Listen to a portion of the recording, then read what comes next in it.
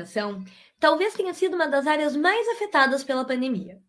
Durante quase 2 anos, nós vivemos em regime de ensino remoto emergencial, ou seja, professores de um lado, alunos de outro, ambos isolados, tentando manter uma conexão por meio de telas ou outros meios de comunicação. Esse movimento todo acentuou algo que já existia, a desigualdade, que chegou a um novo patamar. E conforme essas crianças foram retornando para o ambiente escolar, nós todos confirmamos uma desconfiança. Essas crianças não aprenderam tudo e não aprenderam da mesma maneira.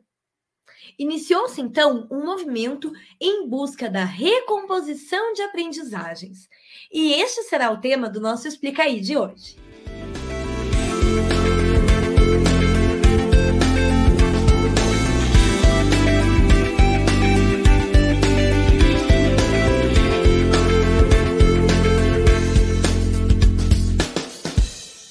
Hoje, o nosso bate-papo vai ser com duas profissionais da Secretaria Municipal de Educação de Londrina, cidade paranaense que tem dado um show e apresentado ótimos resultados com relação à recomposição de aprendizagens.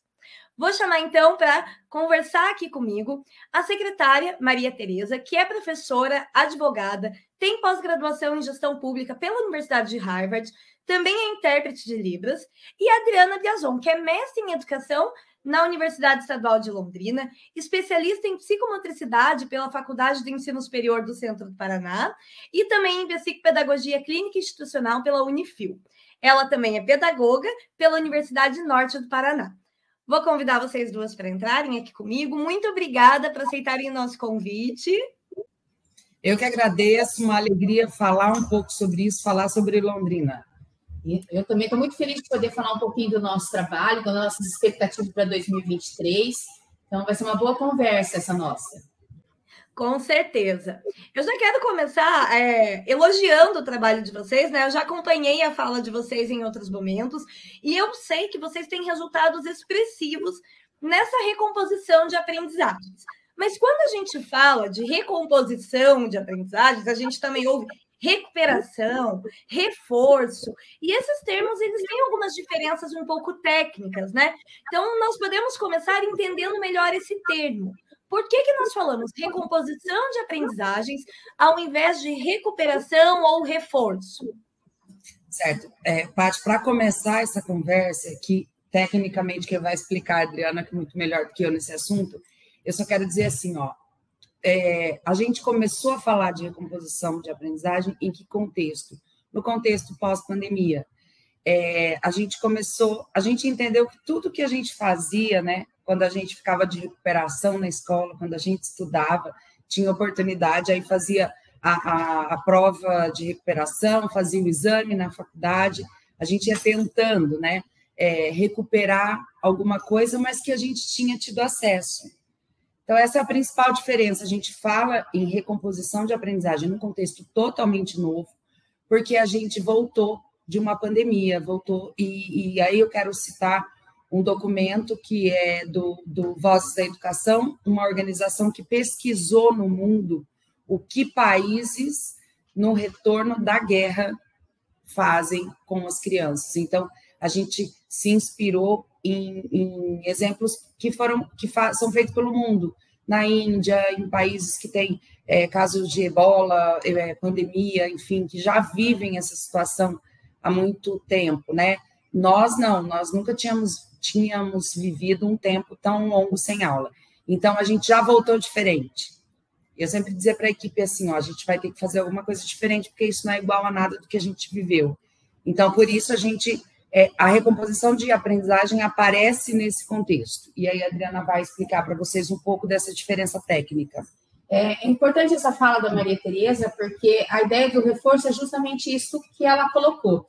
O reforço, ele traz a ideia de, eu tive aula, eu tive acesso, e aí, por algum motivo, né, eu não me apropriei de tudo, não dei conta, e aí eu preciso de um tempo a mais, ou preciso de um atendimento a mais, para que eu recupere aquele conteúdo que foi trabalhado comigo no período letivo. Então, o reforço, ele traz essa configuração de recuperar um ensino que não foi apropriado totalmente. a ideia de recomposição, ela se desvincula disso, porque apesar de todo esse nosso esforço no tempo da pandemia, durante a suspensão das aulas remotas, a gente tem, claro, que a gente não conseguiu atingir todos os nossos objetivos com os alunos. Os alunos não tiveram acesso, né, ao conhecimento que, principalmente nos anos iniciais e na educação infantil, ele é totalmente mediado pelo professor, né, onde ele precisa ter esse acompanhamento diário. Ele é uma construção por meio da mediação do professor ao conhecimento, né, desse aluno ao conhecimento. Então, a recomposição, ela se descola da ideia de reforço, porque não dá para pegar, né, a gente pegar 2 anos de suspensão das aulas presenciais e justapor no ano de 2022. Então, a gente precisou olhar para esse currículo, a partir daquilo que a gente fez, observou dos nossos alunos na avaliação diagnóstica que foi realizada logo no retorno das aulas presenciais, tanto isso já, pensando em 2021, a gente já teve essa possibilidade, em 2022 foi a primeira coisa que a gente fez, mapear como estava o nível de aprendizagem dos nossos alunos, o que eles conseguiram, né, manter daquele conhecimento que eles já tinham ou que eles conseguiram avançar, para que a gente pudesse, então, reorganizar o nosso atendimento e aí pensar no currículo dentro dessa perspectiva onde a gente elencou, e aí apoiados no documento do Instituto Reúna, né, e aí que, junto com o apoio da Undime, trouxe essa reflexão sobre o currículo, da sua essencialidade, pensar como a gente ia fazer o atendimento dos nossos alunos, pensar a formação dos professores, onde a gente traçou ao longo do ano metas, e aí a gente chama isso mesmo, metas de aprendizagem, para olhar para aquilo que os alunos sabiam e até onde a gente poderia chegar no ano de 2022. Então, a recomposição é isso. Ele reorganizou o currículo a partir do que os alunos conheciam, e dentro daquilo a gente olhou como essencial, porque não dava para trabalhar tudo ao mesmo tempo. Então, a gente teve esse olhar criterioso para o que era prioritário para cada etapa, cada trimestre, período avaliativo da gente nesse ano. Essa analogia, perdão, Maria Tereza, essa analogia com a guerra, ela faz muito sentido, né? A gente entende que esse período fora da sala de aula, extenso, realmente foi algo inédito, né? Algo que vai ficar marcado na história da educação. Tenho certeza que os cursos de pedagogia vão se aprofundar muito nisso daqui a alguns anos.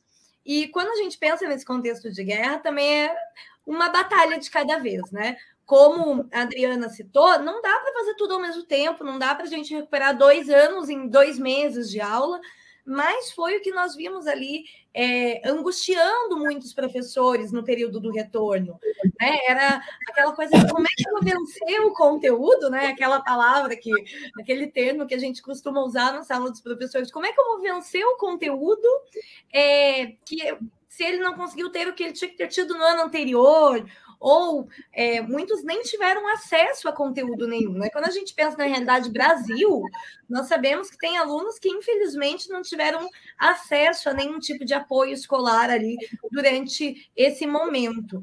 Então, olhar para esse termo de recomposição, pensando nesses aspectos de priorização de conteúdo, de adaptação do tempo, né, de escola, de adaptação das metodologias, é fundamental. E aí, isso me traz outra reflexão, eu queria ouvir vocês sobre isso. Qual que é o papel de cada um dos agentes que fazem a educação nesse processo todo? Porque não é o professor sozinho, não é a gestão sozinha, não é a secretaria, né, sozinha. Então, como que vocês enxergam o papel de cada um desses agentes? Eu vou começar respondendo, Paty, assim, eu, como secretária, tinha esse senso de urgência. A gente precisa fazer alguma coisa diferente. O que a gente vai fazer? Rede, professores, primeira coisa, vamos olhar os dados, vamos olhar as crianças. A gente entendeu que está ruim, mas a gente também não podia, e como secretária, também não podia desanimar e também não podia fingir que nada estava acontecendo. Então, acho que o papel de me responsabilizar pelo processo, o que eu posso fazer, o que como secretária, o recurso que eu preciso investir, o que eu vou ter que fazer diferente para que a minha equipe pedagógica faça diferente, para que o professor faça diferente, o aluno faça diferente e a família faça diferente. porque isso também impactou a família. A família também não estava meio sem saber o que fazer. Então, assim, o papel mais importante é a gente tomar para si. Ó, a minha responsabilidade é essa, e eu vou fazer tudo para que isso aconteça. A gente teve muitas conversas aqui. A gente entendeu que precisava respeitar e falar para o professor: acalma seu coração, que você está muito ansioso. Você vai endoidecer. Calma, pai. O pai que falava assim: meu filho não sabe nada. Calma, pai. O teu filho não sabe porque ele não teve aula e um monte de criança não sabe como ele. Então, assim, foi um processo de se ouvir muito, de ter muita responsabilidade com o que fala, de assumir isso. Nós estamos num momento muito difícil e a gente precisa fazer alguma coisa diferente. E eu acho que a gente conseguiu isso, assim, tanto por parte da secretaria toda, dos gestores das escolas, dos professores, dos alunos e das famílias. Foi um processo que envolveu todo mundo, porque como a gente ouvia todo mundo, a gente pensava numa solução que fosse, que todo mundo entendesse, né, Adriana? Eu acho que o que a gente viveu em 2022, ele é consequência, né, Maria Tereza, eu acho que dessa conexão, né, que a gente tentou manter, né, a Maria Tereza manteve isso muito forte. Acho que eu gosto sempre de lembrar de uma iniciativa que foi a fazer uma lista de transmissão, desde que as aulas foram suspensas, para que a comunicação fosse direta da escola com a família, que a família já recebesse sempre da escola as primeiras informações. E isso ganhou muita forma durante a suspensão das aulas, que foram todo um trabalho ligado ao acolhimento, às pesquisas aos pais, para entender se as atividades estavam a contento, se eles estavam conseguindo acompanhar. Então, essa conexão, né, essa ligação entre secretaria, porque daí foi um papo muito direto, né? Maria Tereza, por meio das lives, falou com os pais, falou com os professores o tempo todo, com os gestores, né? Semanalmente, nós tínhamos reuniões com os gestores, e aí eu acho que criou toda uma rede de engajamento desses sujeitos, né? Dessas pessoas que têm responsabilidade pelas crianças que nós atendemos. E aí, em 2022, a grande preocupação era trabalhar a preocupação numa medida exata. Acho que a fala da Maria Tereza sempre foi isso. Olha, a gente tem essa dificuldade, mas a gente tem que ter muito cuidado, porque todo mundo foi afetado de alguma maneira pela pandemia, né? Pelas perdas ou por ter ficado preocupado. As pessoas, elas reagiam, né? A gente falava esse tempo todo que a Covid fazia isso com as pessoas, elas reagiam de maneiras muito, muito próprias àquela dificuldade que estavam vivendo. Então, acho que o cuidado na forma de conduzir os professores, no sentido de acolher o professor, acho que a gente já fez formações presenciais muito próximas, né, em 2022, e sempre dando um tempo grande primeiro para ouvi-los a angústia que o professor trazia, eu que trabalho diretamente com os coordenadores pedagógicos, ouvir as aflições que eles traziam, né? Esse treinamento que a pandemia nos fez, acho que isso foi uma coisa que nós aprendemos muito, é ouvir o que o outro tem para dizer, o outro que compartilha o trabalho conosco, e aí pensar passo a passo o que a gente ia acontecer. Então, acho que as pessoas, de uma forma geral, se conectaram muito mais. A gente sente isso o tempo todo, seja numa atividade festiva da escola que aconteceu, que foi a festa junina, a gente fala que foi a grande celebração do retorno das atividades presenciais, quando a gente teve a oportunidade de estar nas escolas que estavam atendendo as comunidades no primeiro encontro presencial dessa maneira festiva, a gente viu como o papel de cada um fez diferença, porque as famílias voltaram em massa para as escolas. As crianças também tiveram comportamentos diferentes ao longo dessa trajetória. Elas chegaram, e a gente falava muito sobre isso, né, Maria Tereza, de como a gente se preocupava, como elas estavam muito quietas, porque a preocupação do distanciamento e tudo, mas depois a grande vontade de estar na escola, a de viver os rituais da escola, que é a fila da entrada, a hora do recreio, usar o caderno novo. Então, acho que todo esse processo de acompanhamento, né, porque as escolas do município nunca fecharam. Elas nunca fecharam. Os diretores e coordenadores, a equipe gestora esteve sempre presente próximo à comunidade. Eu acho que isso trouxe um diferencial muito grande para 2022 no atendimento das crianças. E aí, para cada um entender o seu papel também. Eu anotei aqui, enquanto vocês estavam conversando, alguns termos, né, que me chamaram a atenção e que podem ajudar quem está nos assistindo e procurando uma solução nesse sentido. A questão de começar com dados, né, com avaliações, de entender esse contexto onde os alunos entraram, né, como eles vieram, porque o aluno que deixou a sala de aula em 2020 não é necessariamente o mesmo aluno que voltou em 2022, né? E até nós temos, vou deixar aqui na descrição do vídeo o link, nós temos um e-book feito em parceria com uma psicóloga de Foz do Iguaçu, ajudando professores a identificar em que momento eu preciso encaminhar esse meu aluno para um acompanhamento psicológico, porque eles voltaram fragilizados, com medo, muitas vezes em luto, né? Então, realmente, foi um momento onde nós precisamos acolher, e essa foi outra palavra que eu anotei aqui, que surgiu muito na fala de vocês. Acolher esses alunos, acolher essas famílias, acolher esses professores, né? Todos ali naquele momento fora do normal, né? Então, não se desesperar e dar o nível certo de preocupação foi outra anotação que eu fiz, que eu também acho que fez muita diferença na condução de algumas secretarias, de algumas cidades, né? Conseguir entender a gravidade da situação, mas, ao mesmo tempo, não deixar que esse medo paralisasse, de certa forma, todos os profissionais. E aí entra outra palavra que eu anotei aqui, que foi a comunicação. Né? Essa comunicação constante, o entender o que está acontecendo, ter esse diálogo com famílias, alunos, professores e gestores, também acredito que é fundamental em qualquer momento.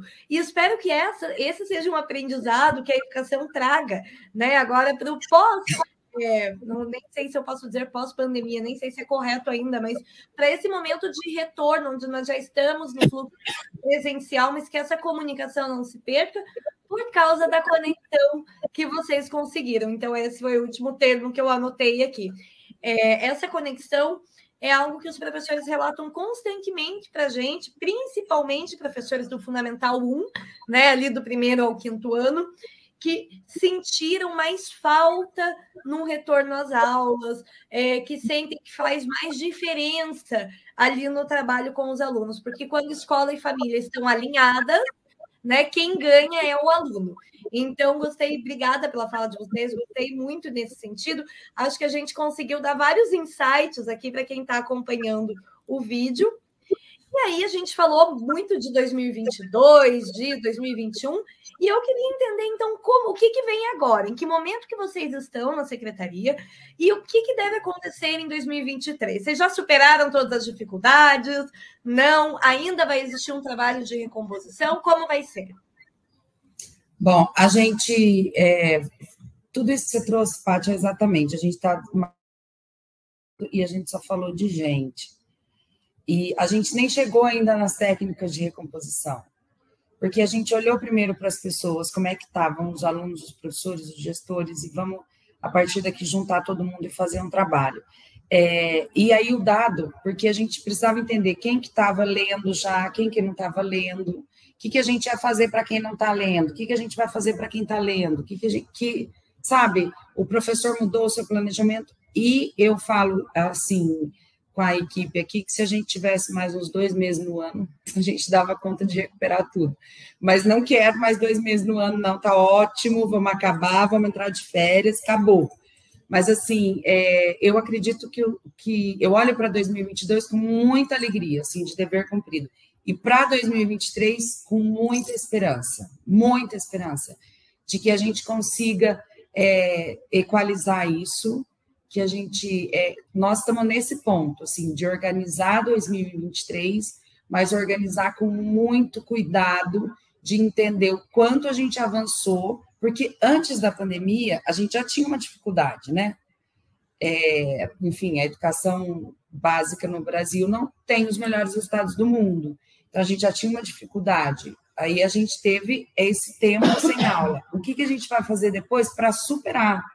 Não é para voltar ao que era, para ser melhor do que éramos antes da pandemia.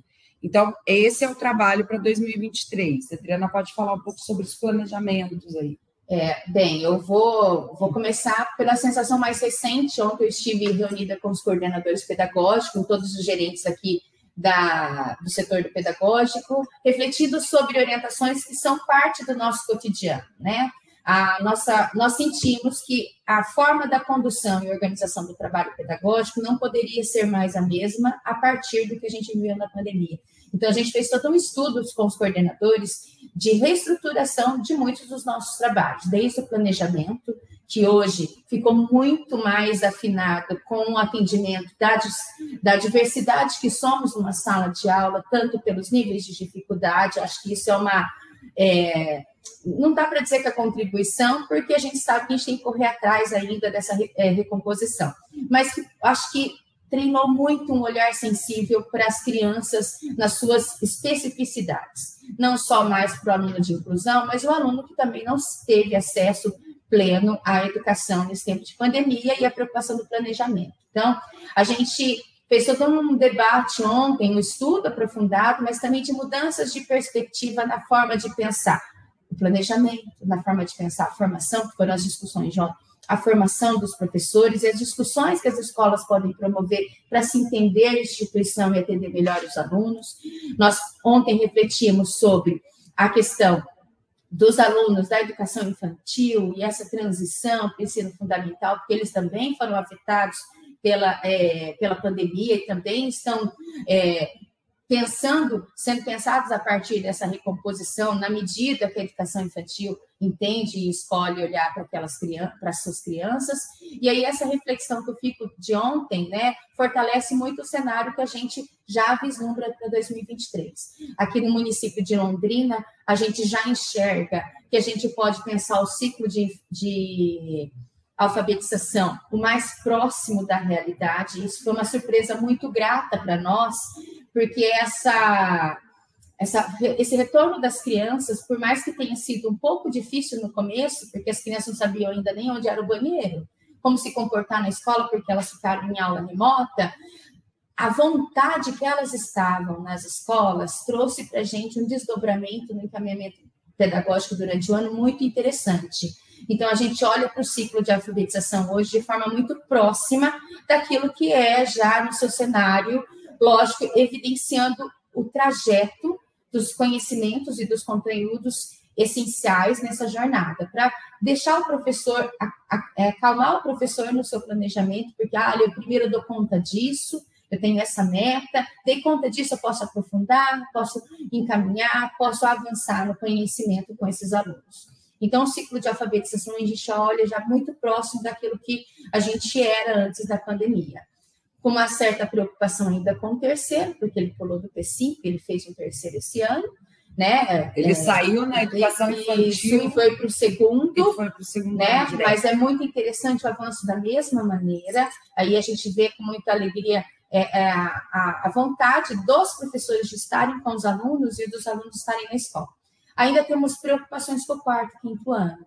No encaminhamento que a gente tem para o ano que vem, mantém ainda o currículo focal, né, e bem discutido pelo Instituto Reúna, por meio da Undime, onde a gente elencou, então, as habilidades essenciais para o quarto e quinto ano, até porque aí eu penso que a preocupação, como você coloca, dos professores e com a recomposição vem por causa disso, porque o ano que vem a gente tem uma avaliação externa novamente. Então, a preocupação com as habilidades mínimas elencadas, né, nos descritores de língua portuguesa e matemática é a grande preocupação para o ano que vem. Então, nosso planejamento está todo voltado, tanto na orientação do professor, como da equipe gestora, para que garanta, né, ali um percurso tranquilo para os professores e alunos nesse trabalho de 2023. Esse é um cenário, mais ou menos, do que a gente já está desenhando e já está muito claro, já anunciamos isso para as nossas escolas e que vai entrar no início do ano com o documento de orientação para isso. Podemos olhar com esperança, então, né, para 2023 e continuar superando esses desafios. E eu entendo que, assim como tem redes como Londrina, que estão avançadas nesse processo, outras redes acabaram sofrendo de uma forma diferente e ainda estão no início, né, de todo esse trabalho, tanto com professores, quanto com alunos, quanto com as famílias. Então, queria agora, a gente já está encaminhando aqui para o nosso final, mas eu queria que vocês deixassem um recadinho. A Adriana pode deixar um recadinho para os professores e para os coordenadores escolares, né, para acalmar um pouco esses corações. E aí, Maria Tereza pode deixar um recado para as secretarias de educação, né, para os secretários, técnicos, enfim, para as equipes de secretarias. Bom, eu vou dizer para os meus colegas que todo dia a dia. A gente tem uma grande oportunidade. 2023 muda muita coisa, muda financiamento da educação, que já mudou com a nova lei do Fundeb, muda resultados. Eu acho que o Brasil eu acredito muito nisso. O Brasil tem uma grande oportunidade em 2023, exatamente por isso, porque a gente tem novas perspectivas de trabalho, de financiamento de educação, porque dinheiro conta. Então, assim, secretários, colegas, nunca é tarde. Vamos trabalhar, porque tem muita coisa para fazer e tem que começar. Uma hora ou outra, a longa caminhada começa no primeiro passo. Eu vou muito nesse caminho da fala da Maria Tereza para os meus colegas coordenadores pedagógicos, professores. Nós temos 200 dias letivos, então vamos respirar, vamos conhecer os nossos alunos, vamos, né, nos relacionar com eles e com os nossos pares, porque é com eles que a gente traça a caminhada, e aí vamos dando os passos seguros, né, conhecendo e aí a avaliação desses alunos no percurso do processo de ensino-aprendizagem é extremamente importante, porque ele sinaliza para a gente o próximo passo. Então, se for para eu aconselhar uma questão mais técnica, olhem para os seus alunos, conheça-os, né, tanto no relacionamento interpessoal, mas também nas suas aprendizagens, porque eles aprenderam conosco em 2022. E aí eu traço o próximo passo, que é o que vocês precisam garantir no ano de 2023. Então, respira, né? Respirem fundo, que vai dar tudo certo, sim. É o que a gente acredita, né, Maria Tereza? Com certeza. Maravilha. Quero agradecer muito a disponibilidade de vocês, de estarem, né, nesse bate-papo gostoso com a gente. Eu tenho certeza que foi de muito proveito, que a gente consegue tirar lições importantes dessa conversa. E vamos acompanhando, né? Vamos acompanhando o trabalho de Londrina, de outros municípios importantes também, que estão se destacando nesse cenário. Obrigada e até logo. Até mais. Tchau, tchau, Paty. Tchau.